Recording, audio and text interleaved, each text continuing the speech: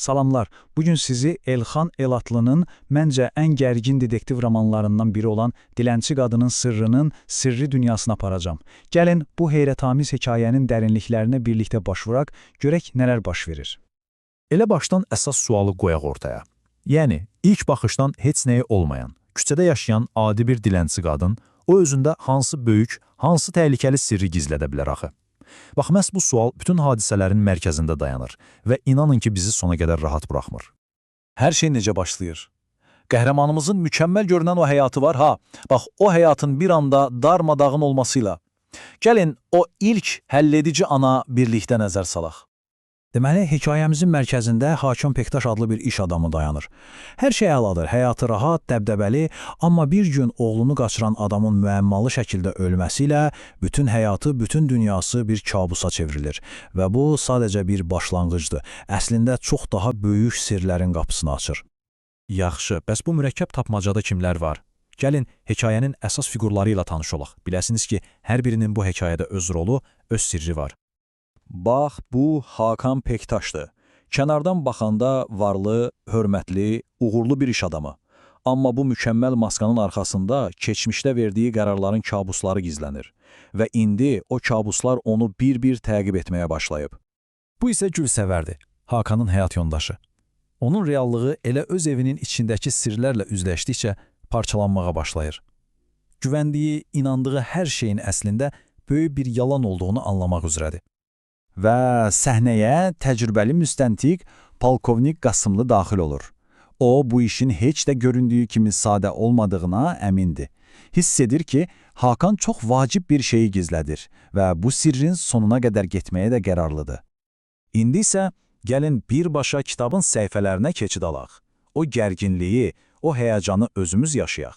Çünki bu anlar hekayənin bütün gedişatını tamamilə dəyişir. Səhnəni təsəvvür edin. Bir yanda təzyiq altında olan, sıxışdırılan Hakan Pektaş, o bir yanda isə ondan hər hərəkətində şübhələnən Polkovnik Qasımlı, aralarında çox gərgin bir sorğu-sual başlayır.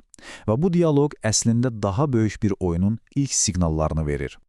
İndi isə diqqətlə qulaq asın. Elə bilin ki, səsli kitab dinləyirsiniz. O, gərgin qarşıdurmanı birbaşa mətnin özündən, Elxan Elatlı'nın qələmindən eşidəcəksiniz.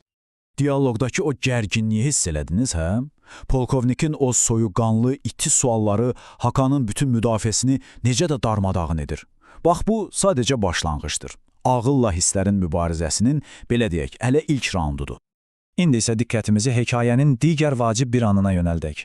Gülsəvər üçün həlledici bir məqama, onun elədiyi bir kəşf bütün dünyasına alt-üst edəcək.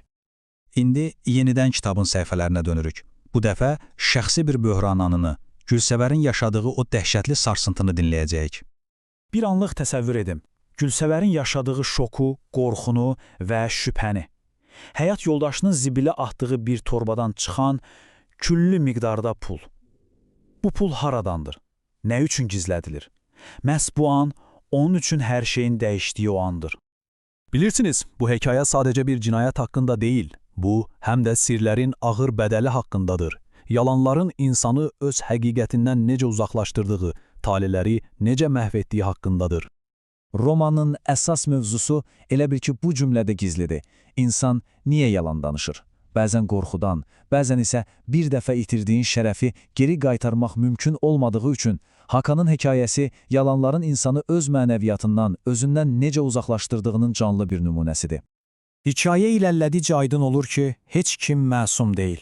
Hər bir personajın öz sirri, öz peşmançılığı var. Əsər bizə göstərir ki, bir yalan digərini doğurur və sonda hamı, istisnasız hamı bu hörümçək torunun içinə düşür. Bu, təkcə bir adamın yox, bir-birinə bağlı taleylərin faciəsidir. Biz hekayəni burada, ən gərgin, ən maraqlı nöqtədə buraxırıq. Amma sizin səyahətiniz əmin olun ki, hələ yeni başlayır. Bax, bu suallar cavabsız qalır. Həqiqəti kəşf etmək, bütün düyünləri açmaq isə sizin öhdənizə düşür. Bu sirrin açarını tapmaq üçün kitabı oxumaqdan başqa çarə yoxdur.